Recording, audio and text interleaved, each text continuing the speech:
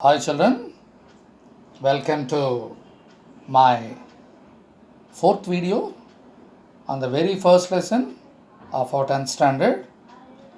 Children, actually we have vocabulary, but we are starting with the grammar. As you always know, grammar gives glamour.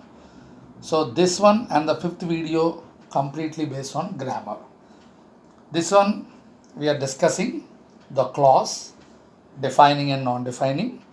And then my next video, you are going to have the voice. Both these segments come under the first lesson, attitude is altitude, from our first unit, personality development. Children, I think you know the difference between class and class. CLASS, class.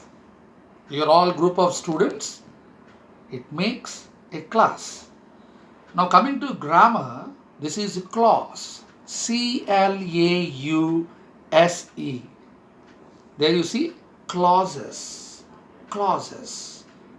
In 9th standard, already we had a small introduction of clauses in the last lesson.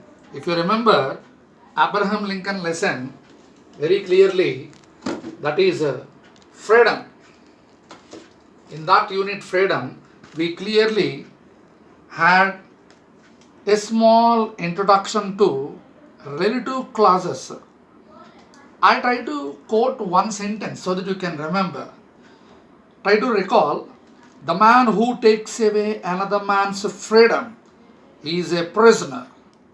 Once again, children, the man who takes away another man's freedom is a prisoner. I think you remember, all of you. Whose words are these? Yes, undoubtedly Abraham Lincoln. No doubt. Is it Abraham Lincoln? Wrong, no? Nelson Mandela. A small test for you. Whether you go with me or you are able to recall properly. Those are the words of the great Nelson Mandela. And in that, very clearly you see, the man who takes away another man's freedom. Who takes away? See, the man who takes away. There that word who, it defines who the person is. So that is called defining relative clause. It clearly states who the man is. That word who, that really defines the rest of the words. So children, here clause means group of words. Very clearly see children, this is from Wren and Martin. This is a direct definition. A clause is a group of words that forms part of a sentence and has a subject and a predicate of its own. Combinedly is called a clause. So children, I told you, now come here. So clause you understood, all of you. In a sentence, the group of words with a subject and a predicate is called a clause. Okay sir, that's well and good. So how many are there, these clauses? Children, I think you remember DRC and NDRC. Remember children? Defining relative clause. Children, defining relative clause, and it is also called as restrictive relative clause. And the second one is non-defining relative clause. So let us come to defining relative clause, children. Here you see, what is defining relative clause? It is preceding noun in a such a way that it may be identified from other nouns of the same category. Difficult to understand. Once again you see. Let us go with the example to leave about the definition.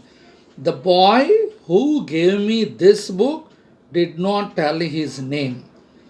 Children, if you remember, I very clearly told you how to identify DRC. In DRC means defined relative clause, you don't have any punctuation marks, you see. So very clearly it was given, the boy who gave me this book did not tell his name. So this boy here who refers to a particular boy, we are not, we don't know about that boy. So here the noun is defined. The boy, which is the noun, is defined with the word who. That's why it's called defining relative class.